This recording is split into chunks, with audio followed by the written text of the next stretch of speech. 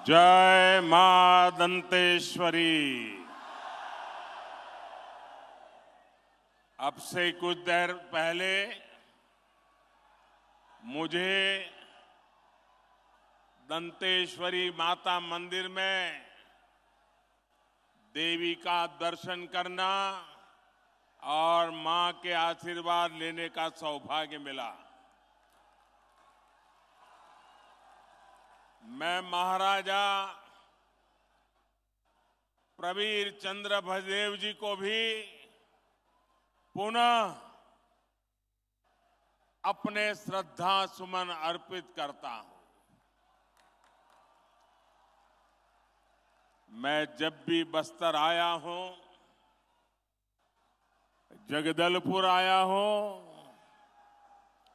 आप सभी साथियों ने हर बार इतना प्यार दिया है, इतने आशीर्वाद दिए हैं।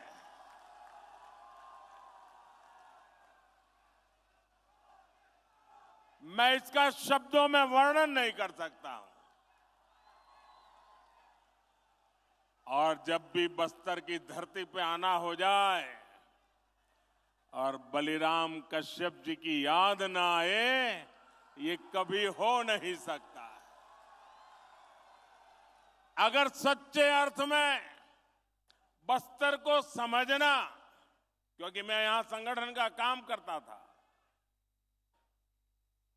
हर इलाके में जाता था, बहुत समय मैंने यहां बिताया और मुझे पूरे बस्तर को समझना, आदिवासी समाज को समझना, यहां की समस्याओं को समझना, बलिराम जी कश्यप जी एक प्रकार से मेरे गुरु की तरह काम करते थे।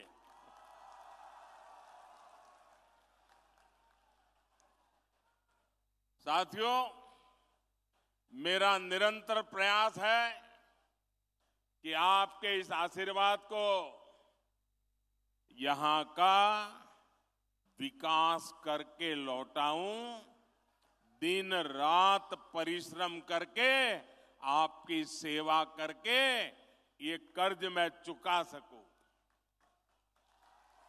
मेरे परिवारजनों, कांग्रेस ने सिर्फ 5 वर्ष में छत्तीसगढ़ की जो हालत कर दी है, उसे पूरा देश देख रहा है। कांग्रेस के विधायकों और मंत्रियों ने जो कारनामे यहां किए हैं, उससे हर कोई त्रस्त है। चारों तरफ भ्रष्टाचार का बोलबाला है। छत्तीसगढ़ में अपराध चरम पर है। हत्याओं के मामले में छत्तीसगढ़ अग्रणी राज्यों में पहुंच चुका है। कभी कभी तो लगता है राजस्थान और छत्तीसगढ़ के बीच स्पर्धा चल रही है कि कहां सबसे ज्यादा हत्याएं होती है, कहां सबसे ज्यादा लूट होती है, कहां सबसे ज्यादा महिलाओं पर अत्याचार होते हैं। राजस्थान और छत्तीसगढ़ आजकल एक दूसरे की स्पर्धा में लगे हुए हैं। छत्तीसगढ़ में विकास या तो पोस्टर और बैनरों में दिखता है या फिर कांग्रेस के नेताओं की तिजोरी में दिखता है। कांग्रेस ने छत्तीसगढ़ को अगर दिया है तो वो है झूठा प्रचार और घोटालेबाज सरकार। झूठे प्रचार की आड़ में ये लोगों की आंख में धूल झोंकते हैं और आकंठ भ्रष्टाचार करते हैं। इसलिए आज छत्तीसगढ़ के कोने कोने से एक ही आवाज आ रही है। हर कोने से छत्तीसगढ़ का हर एक व्यक्ति एक ही बात कह रहा है। छत्तीसगढ़ कह रहा है, आओ नहीं साहिबो, आओ नहीं साहिबो, बदल के रहिबो, बदल के रहिबो, आओ नहीं साहिबो, बदल के रहिबो। मेरे परिवारजनों, ये बस्तर, ये दंडकारण्य आज बना हो ऐसा नहीं है। यहां आदिवासी मेरे भाई बहन, मोदी प्रधानमंत्री बना उसके बाद आकर के नहीं बसे हैं। भाजपा की सरकार बनने के बाद ये मेरे आदिवासी भाई बहन नहीं आए। अरे यहां के लोग तो तब भी थे जब प्रभु श्री राम यहां आए थे। मेरे आदिवासी भाई बहन चाहते थे, इसलिए ही अटल जी की सरकार ने अलग छत्तीसगढ़ का निर्माण किया। भाजपा सरकारी थी, अटल जी की सरकार थी, जिसने केंद्र में अलग जनजातीय अलग मंत्रालय बनाया, जनजातीय विकास के लिए अलग बजट बनाया और जनजातीय विकास के लिए पूरी सरकार के अंदर एक विभाग खड़ा कर दिया। और कांग्रेस ने इतने दशकों का क्या किया भाई? कांग्रेस ने बस्तर को भी दशकों तक नजरअंदाज किया। आप लोगों की परवाह ही नहीं की।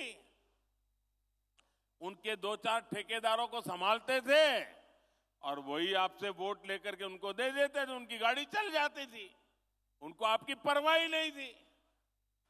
ये भाजपा सरकार है, यहां मेडिकल कॉलेज, इंजीनियरिंग कॉलेज बनाए।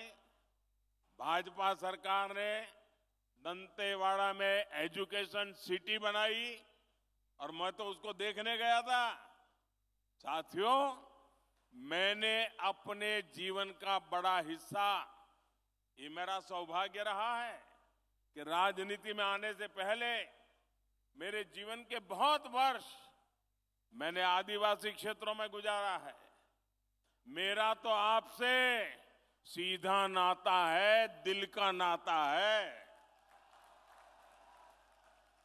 मुझे गर्व है कि देश की पहली आदिवासी महिला राष्ट्रपति बनाने का गौरव भी भाजपा को मिला है।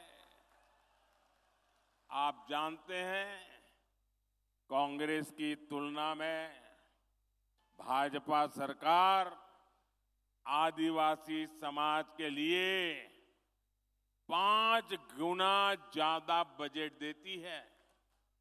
अगर वो 1 रुपया देते थे तो हम 5 रुपया देते हैं, ये 100 रुपया देते थे तो हम 500 रुपया देते हैं।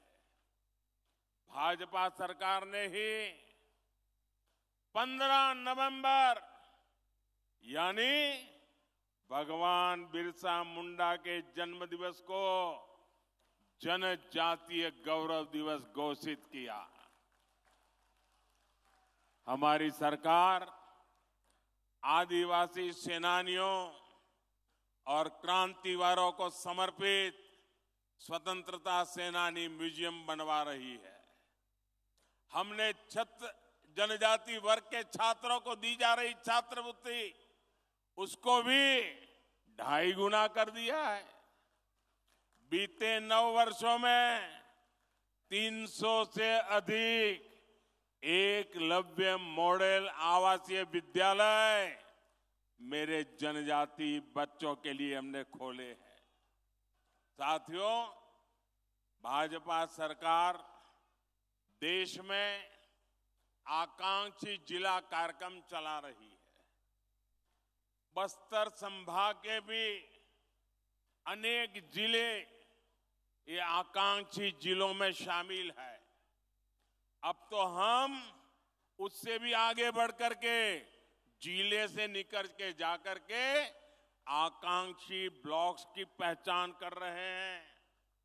इस अभियान के तहत शिक्षा, स्वास्थ्य और रोजगार से जुड़े बड़े बड़े प्रोजेक्ट यहां शुरू होने वाले हैं। इसके अलावा भी हम छत्तीसगढ़ के उसमें आधुनिक इंफ्रास्ट्रक्चर का निर्माण कर रहे हैं। आज भी यहां 26,000, 27,000 करोड़ रुपए उसके से भी अधिक प्रोजेक्ट बस्तर को मिले हैं, छत्तीसगढ़ को मिले हैं। मेरे परिवारजनों, आज यहां बहुत बड़े और देश के आधुनिकतम स्टील कारखाने का लोकार्पण हुआ है। आप मुझे बताइए, आपको गर्व हो रहा है कि नहीं हो रहा है? इतना बड़ा स्टील का कारखाना आपको मिला है, आपको गर्व हो रहा है कि नहीं हो रहा है? ये छत्तीसगढ़ कांग्रेस वालों को नहीं हो रहा है। इतना बड़ा कार्यक्रम अभी सरकार का था, छत्तीसगढ़ सरकार का एक भी मंत्री भी नहीं आया, मुख्यमंत्री भी नहीं, उप मुख्यमंत्री भी नहीं। आप कहिए भैया, आपकी भलाई के काम में ये सरकार ने आना चाहिए कि नहीं आना चाहिए? आना चाहिए कि नहीं आना चाहिए? ये आपका अगर भला चाहते हैं तो वहां आकर के बैठना चाहिए कि नहीं बैठना चाहिए? नहीं आते हैं। इसके दो कारण है। एक, उनको सरकार जाने की इतनी चिंता है कि उनके पास यहां आने के लिए समय ही नहीं है, सरकार बचाने में लगे हैं। और दूसरा कारण है, ये मोदी है। अगर मोदी के सामने जाना है तो कोई आकंठ भ्रष्टाचारी मोदी से आंख नहीं मिला सकता है। और इसलिए वो आने से डरते हैं, भाग जाते हैं। मेरे साथियों,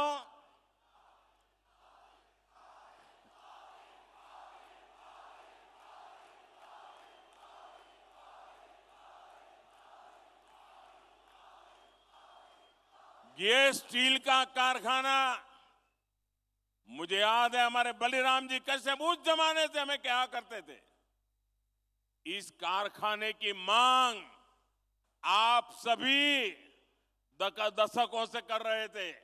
हमारी जब मुख्यमंत्रियों की मीटिंग होती थी, मैं गुजरात से मुख्यमंत्री के नाते मीटिंग में आता था दिल्ली में, रमन सिंह जी छत्तीसगढ़ के मुख्यमंत्री के नाते आते थे और हर मीटिंग में रमन सिंह जी स्टील के कारखाने के लिए जोर से आवाज उठाते थे।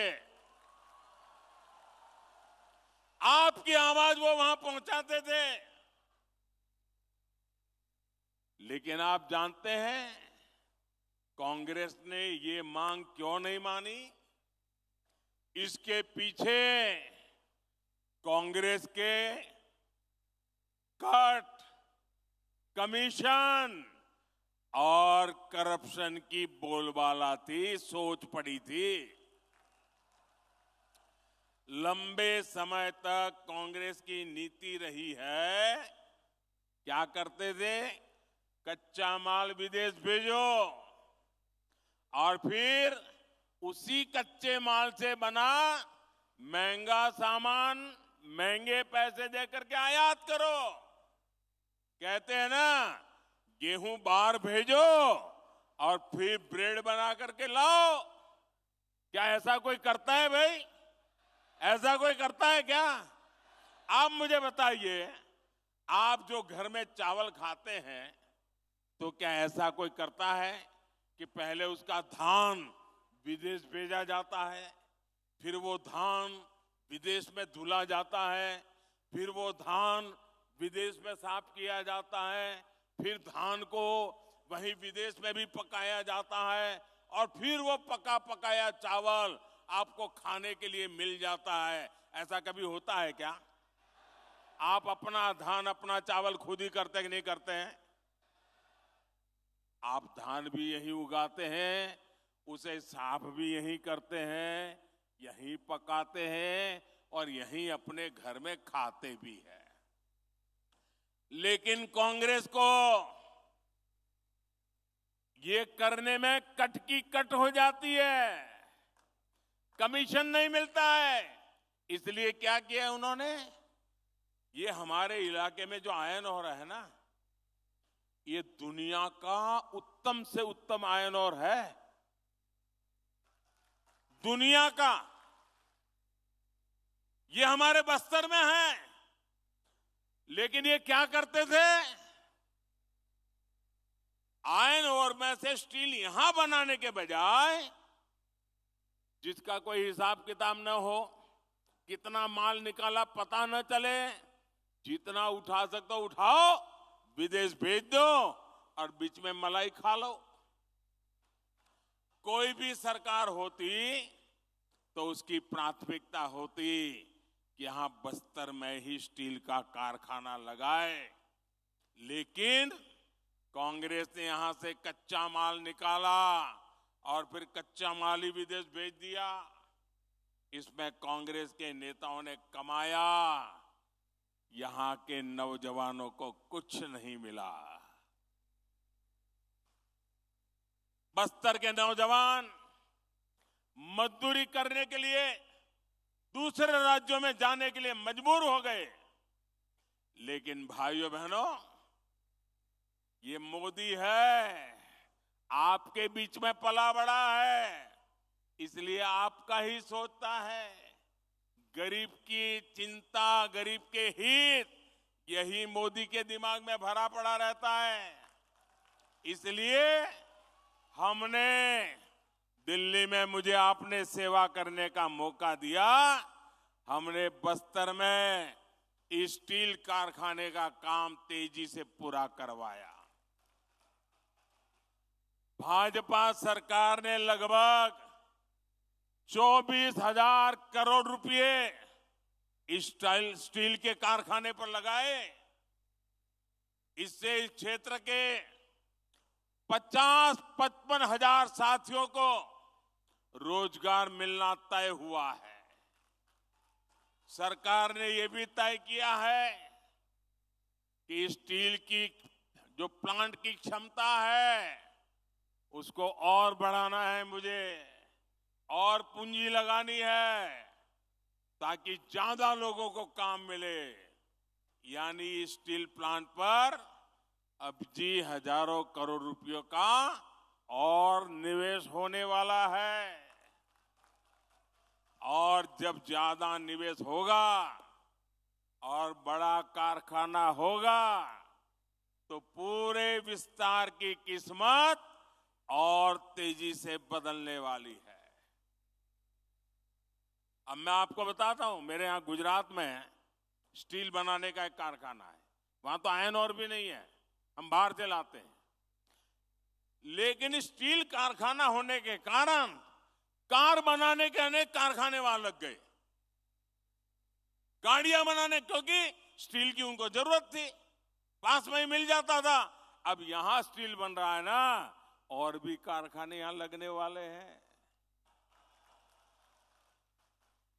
और यहां पर करीब 1.5 लाख साथियों के लिए नौकरी की, रोजगार की संभावना बनेगी। और मेरे शब्द लिखिए भैया, आज छत्तीसगढ़ का नौजवान रोजगार के लिए बाहर जाता है, एक दिन ऐसा आएगा हिंदुस्तान के नौजवान रोजगार के लिए बस्तर आना चाहेंगे, बस्तर आना चाहेंगे।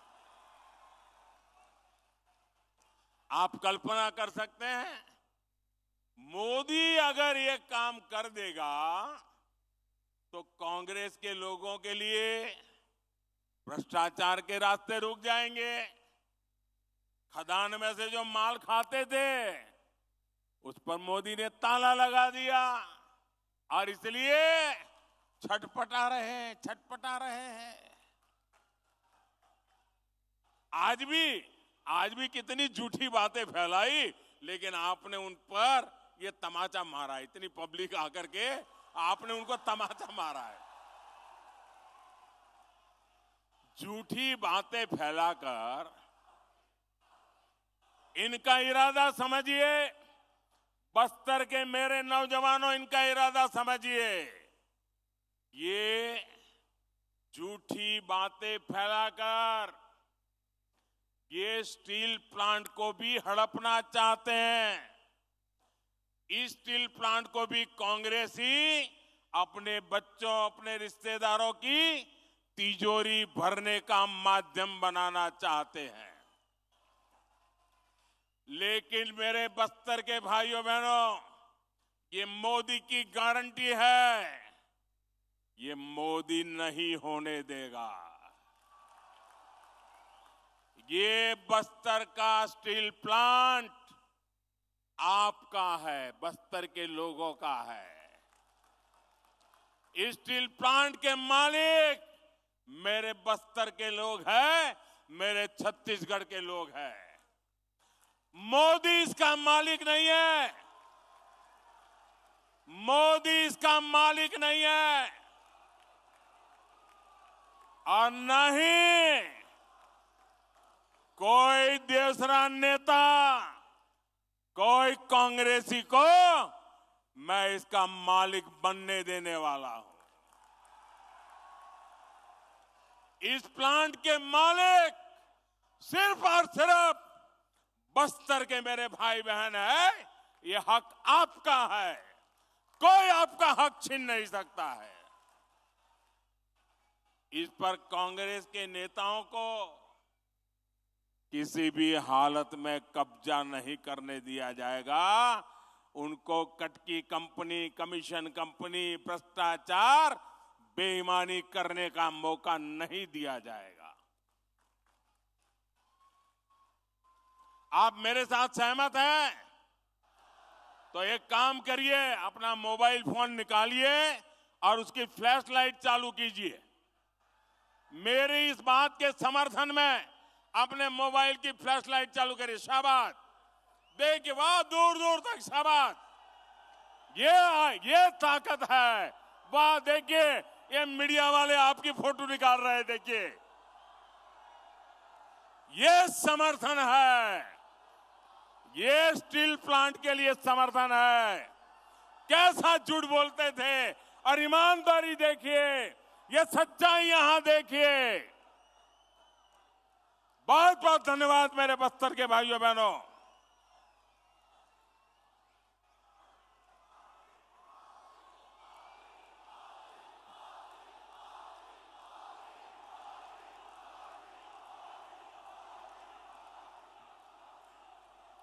मेरे परिवारजनों, कांग्रेस का ट्रैक रिकॉर्ड दिखाता है कि उसे छत्तीसगढ़ के लोगों की परवाह नहीं है। उसकी प्राथमिकता सिर्फ और सिर्फ छत्तीसगढ़ की संपदा को लूटना है। छत्तीसगढ़ की खनिज संपदा को लूटने भी कांग्रेस ने कोई कसर नहीं छोड़ी। यहां से जो भी खनिज निकलता था, उसका लाभ कांग्रेस के राज में यहां के नागरिकों को, नौजवानों को नहीं मिलता था। इसलिए दिल्ली में भाजपा सरकार बनने के बाद खनिज से जुड़ी नीति में हमने बड़ा बदलाव किया। हमने डिस्ट्रिक्ट मिनरल फंड बनाने का फैसला किया। यानी जो भी खनिज यहां से निकलेगा, उसका एक हिस्सा आपकी मालिकी का होगा, आपके विकास के लिए होगा। ये खनिज मोदी की मालिकी की नहीं है। ये खनिज छत्तीसगढ़ की कांग्रेस सरकार की नहीं है, ये आपकी है। इसका हक आपको देने का काम ये मोदी ने किया है। भाजपा ने आपको विकास का साझेदार बनाया, आपको पार्टनर बनाया। इसके तहत छत्तीसगढ़ को 8,000 करोड़ रुपए मिले हैं। लेकिन जानते हैं कांग्रेस ने इस पैसे से क्या किया? यहाँ की कांग्रेस सरकार ने इसमें भी घोटाला कर दिया है। साथियों, आपकी वन उपज के साथ कांग्रेस ने क्या किया, ये भी आपने देखा है। वन उपज तो हमारे जनजातीय समाज के आर्थिक जीवन का बहुत बड़ा हिस्सा रहा है। लेकिन जब तक दिल्ली में कांग्रेस सरकार थी, तब तक ये लोग सिर्फ 10-12 वन उपजों पर ही एमएसपी देते थे। आज जो नौजवान हैं, उन्हें ये पता होना चाहिए कि उनके माता पिता, दादा दादी, नाना नानी को कांग्रेस ने नमक से ठगा है, नमक से ठगा है।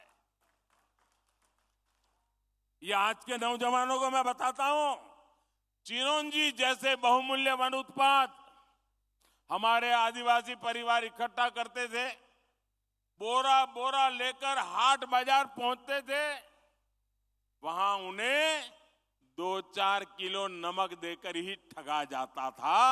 आपके दादा दादी के साथ ये किया इन्होंने। ये तो भाजपा सरकार है कि जिसने राशन की दुकानों में मुफ्त में नमक देना शुरू किया, तब जाकर कांग्रेस का ये शोषण बंद हुआ। जो उत्पाद एमएसपी के दायरे में नहीं थे, उन्हें कांग्रेस के ठेकेदार ऐसे ही औने पौने दाम पर खरीदते थे, फिर ज्यादा मुनाफा पर बेच देते थे। आज भाजपा सरकार करीब करीब 90 वन उपज को एमएसपी के दायरे में ला चुकी है। कितनी? 90। कितनी? पहले कितनी थी? 10-12। कांग्रेस के जमाने में कितनी थी? कांग्रेस के जमाने में कितनी थी? मोदी कितना पहुंचाया? मोदी ने कितना पहुंचाया? ये आपके प्रति जो प्यार है ना, उसके कारण होता है।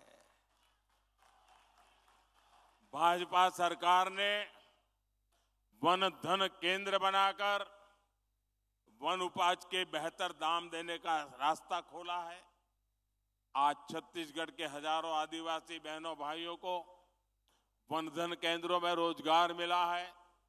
साथियों, कांग्रेस की सरकार ने यहां तेंदुपत्ता संग्राहकों के साथ क्या किया था, ये भी आप अच्छी तरह जानते हैं। भाजपा सरकार ने तेंदुपत्ता के काम से जुड़े परिवारों के लिए जो भी कल्याणकारी कार्यक्रम बनाए थे, वो कांग्रेस ने बंद कर दिए। बोनस कभी मिलता है, कभी नहीं मिलता, मिलता है तो कम मिलता है, और पाना है तो कांग्रेस वाले का कुर्ता पकड़ के जाना पड़ता है, उसके जेब में कुछ डालना पड़ता है। तेंदुपत्ता की खरीदी कभी होती है, कभी नहीं होती है। आदिवासियों का ऐसा शोषण अब छत्तीसगढ़ में नहीं चलेगा। जैसे ही यहां भाजपा सरकार बनेगी, वैसे ही तेंदुपत्ता संग्राहकों के लिए के पहले की तरह ही बेहतर व्यवस्था बनाई जाएगी। साथियों, मैं आज छत्तीसगढ़ के धान किसानों को भी मेरे दिल की एक बात बताना चाहता हूं। कांग्रेस आपको धान की कीमतों के नाम पर धोखा दे रही है, झूठ बोल रही है। सच्चाई ये है कि छत्तीसगढ़ के धान किसानों का दाना दाना याद रखेंगे। मैं जो क्या याद रखेंगे, याद रखेंगे कि भूल जाएंगे? गांव गांव जाके बताएंगे। छत्तीसगढ़ के धान किसानों का दाना दाना केंद्र सरकार खरीदती है, मोदी सरकार खरीदती है। भाजपा सरकार ने 1 लाख करोड़ रुपए छत्तीसगढ़ के धान किसानों को दिए हैं। यहां पर जब भाजपा सरकार बनेगी तो धान किसानों का पूरा पूरा ध्यान रखने की गारंटी ये मोदी की गारंटी है। मेरे बस्तर के भाइयों बहनों, मेरे छत्तीसगढ़ के भाइयों बहनों, मेरे छत्तीसगढ़ के नौजवान, मेरे बस्तर के नौजवान, मोदी आज कहने आया है, आप मेरे शब्द लिख करके रखिए, आपका सपना ही मोदी का संकल्प है। यही मोदी की गारंटी है। आज बस्तर सहित पूरे देश में आयुष्मान भारत योजना के तहत हेल्थ एंड वेलनेस सेंटर बने हैं। मकसद ये है कि दूर सुदूर की मेरी आदिवासी बहनों को इलाज के लिए नजदीक ही सुविधा मिले। पूरे छत्तीसगढ़ में ऐसे लगभग 6,000 अस्पताल बनाए जा चुके हैं। इनमें से 1,000 से अधिक Ayushman health and wellness centre तो सिर्फ और सिर्फ ये मेरे बस्तर संभाग में है।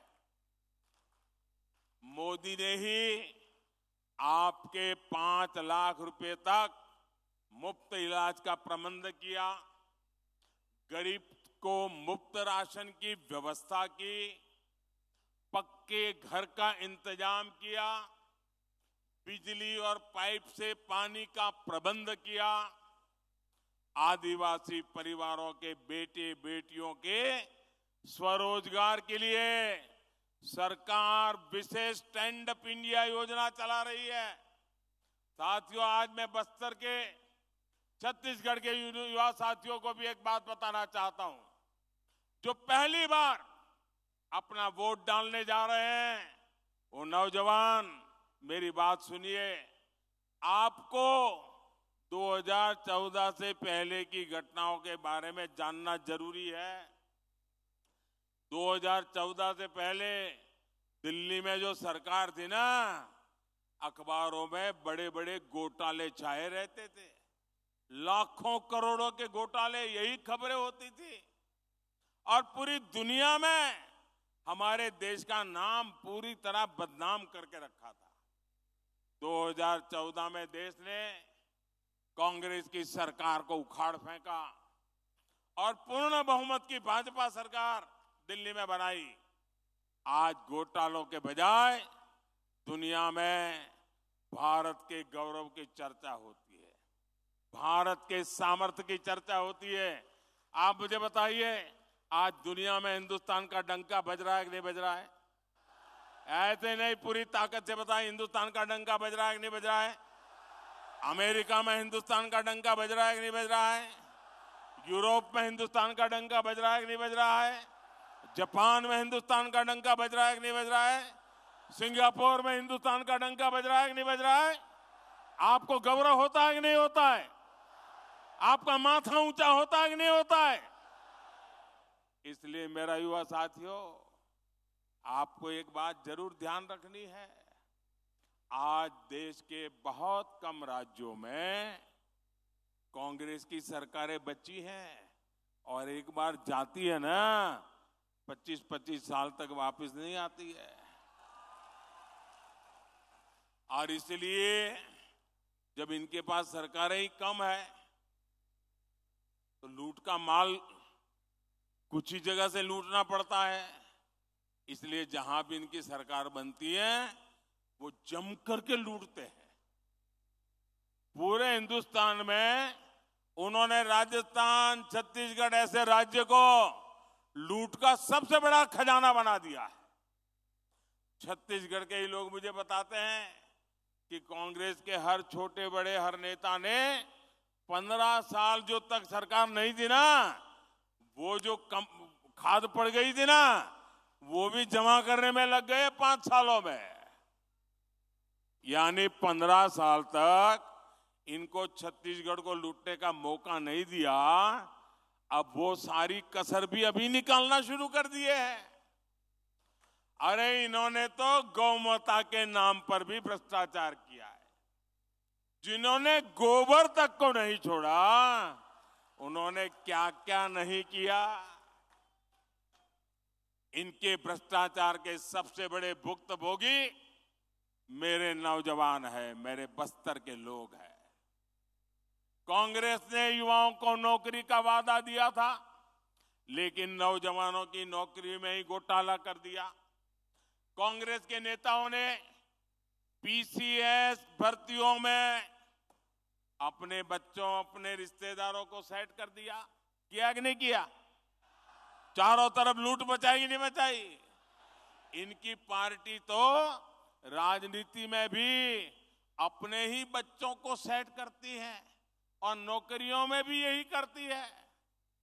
छत्तीसगढ़ के लाखों परिवारों, आदिवासी पिछड़े परिवार के बच्चों से कांग्रेस ने नौकरियां छीन ली है, आपका अधिकार छीन लिया है। नौकरियों तो दी नहीं, जो पहले से सरकारी नौकरी में है उनको भी कांग्रेस ने लोगों ने लूटा है, परेशान किया है। ट्रांसफर पोस्टिंग को लेकर यहां सरेआम भ्रष्टाचार हो रहा है, बोली जाती है, ऐसे ही उगाई की जा रही है। इसलिए छत्तीसगढ़ कह रहा है, औ नहीं सही वो बदल के रही वो, औ नहीं सही वो, औ नहीं सही वो, ये अब नहीं सही वो। साथियों, आप आश्वस्त रहिए, आप कांग्रेस की सरकार बदलिए, भाजपा इस पूरे लूट तंत्र को बदल देगी।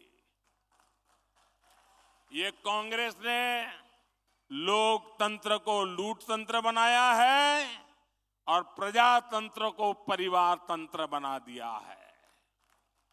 भाजपा सरकार बनते ही पीसीएस घोटाले की जांच होगी।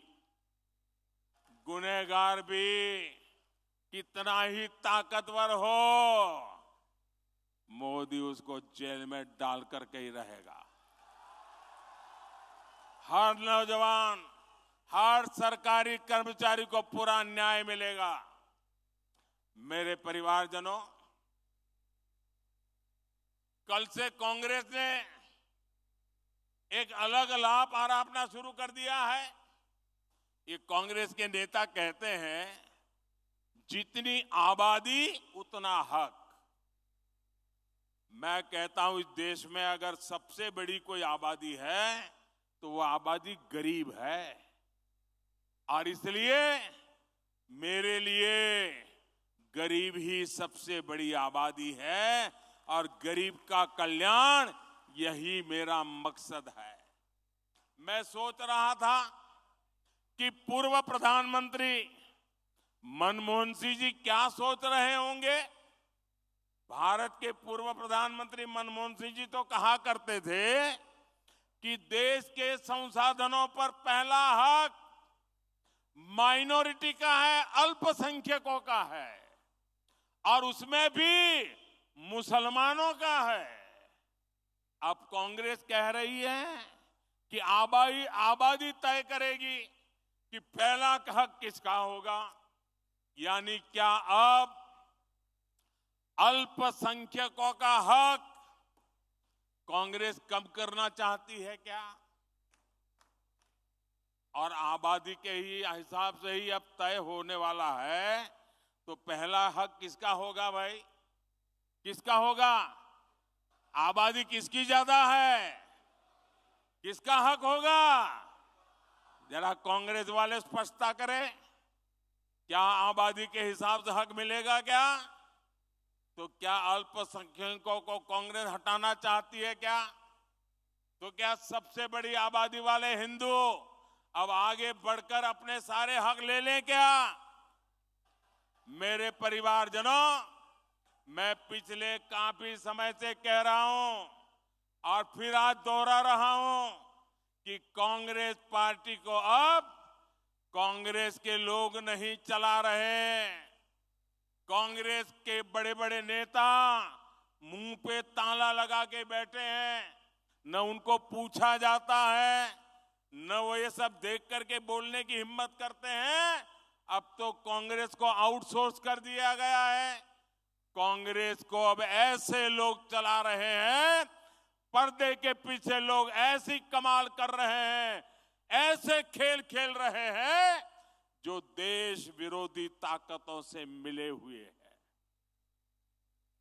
कांग्रेस किसी भी कीमत पर देश के हिंदुओं को बांटकर भारत को तबाह कर देना चाहती है। कांग्रेस गरीबों को बांटना चाहती है। मोदी ने पिछले 10 साल में सारी योजनाएं ऐसी बनाई ताकि गरीबों में एक आत्मविश्वास पैदा हुआ है। और मेरे लिए तो इस देश का गरीब यही सबसे बड़ी जाति है, यही सबसे बड़ी बिरादरी है। अगर गरीब का भला हो गया, देश का भला अपने आप हो जाएगा। आज तक कांग्रेस ने यह खुलासा नहीं किया है कि कांग्रेस ने एक दूसरे देश के साथ क्या गुप्त समझौता किया है। लेकिन देश देख रहा है, इस समझौते के बाद कांग्रेस और ज्यादा भारत की बुराई करने में मजा आने लगी है। भारत के अच्छी बातों को बुरी तरह पेश करने में मजा आ रही है। ऐसा लगता है जैसे उनका भारत का प्रेम ही कम होता जा रहा है। मैं सभी देशवासियों, आपको आगाह करता हूं, कांग्रेस और उसके सहयोगियों की इस नई साजिश, हमें सतर्क रहना चाहिए। और अगर हक की बात करनी है तो मैं कहूंगा कि इस देश के संसाधनों पर पहला हक भारत के गरीब का है। गरीब चाहे वो दलित हो, गरीब चाहे वो पिछड़ा हो, गरीब चाहे आदिवासी हो, गरीब चाहे सामान्य वर्ग से हो, हमें सबसे बड़ी जाति मेरे लिए गरीब है। हमें गरीब की चिंता करनी है, हमें गरीब का जीवन बदलना है। कांग्रेस देश के लोगों में आपसी खाई बढ़ाना चाहती है, वैर भाव बढ़ाना चाहती है। इसलिए कांग्रेस अब पूरी नई भाषा बोलने लगी है। मेरे परिवारजनों, कांग्रेस के दशकों के शासन ने देश को सिर्फ गरीबी दी है। कांग्रेस ने समाज को जाति के आधार पर बांटने का ही काम किया है ताकि इनका वोट बैंक सुरक्षित रहे। कांग्रेस आज भी इसी काम में जुटी है। आज भी यहां छत्तीसगढ़ में अलग अलग समाज अपने हक के लिए आवाज उठा रहे हैं, लेकिन कांग्रेस की सरकार साजिश के तहत उन्हें जेल में डाल देती है, उनकी आवाज को दबाने में जुटी है। दूसरी तरफ भाजपा सरकार सामाजिक न्याय के लिए पूरी तरह समर्पित है। हाल में ही संसद में महरा समाज को एससी वर्ग का दर्जा दिया गया है। इस समाज की यह मांग भाजपा सरकार ने पूरी की है। वर्षों तक अपने अधिकारों से वंचित रहे आवारा आदिवासी वर्गों को एससी का दर्जा देकर भाजपा सरकार ने एक ऐतिहासिक निर्णय लिया है। यानी जिनकी सूद कांग्रेस ने कभी नहीं ली, उनको हक देने में भाजपा हमेशा आगे रही है। मोदी की गारंटी मतलब हर गारंटी पूरा होने की गारंटी। कांग्रेस ने महिलाओं को भी दशकों तक आरक्षण के बिना धोखे में रखा। नारी शक्ति वंदन अधिनियम, आदिवासी बेटी हमारी माननीय राष्ट्रपति द्रौपदी मुर्मू जी के हस्ताक्षर से कानून बन गया है। अब यहाँ के एससी एसटी समाज सहित सभी बहनों के लिए विधानसभा और लोकसभा में 33% सीटें आरक्षित हो गई है। इसलिए कांग्रेस के कुशासन को हटाना है और भाजपा के सुशासन को लाना है। इसलिए पूरे बस्तर को, जगदलपुर को, छत्तीसगढ़ को आज एक संकल्प लेना है। यहाँ कांग्रेस के कुशासन को हटाएंगे और भाजपा के सुशासन को लाएंगे। जब विकास का डबल इंजन यहाँ फिर लगेगा, यहाँ भाजपा का मुख्यमंत्री बनेगा, तो फिर से छत्तीसगढ़ विकास की नई रफ्तार पकड़ेगा। एक बार फिर इतनी बड़ी तादाद में आए, आपने आशीर्वाद दिए, मैं आपका हृदय से बहुत बहुत आभार व्यक्त करता हूं। बहुत बहुत धन्यवाद। दोनों हाथ ऊपर करके बोलिए भारत माता की, भारत माता की, भारत माता की। बहुत बहुत धन्यवाद।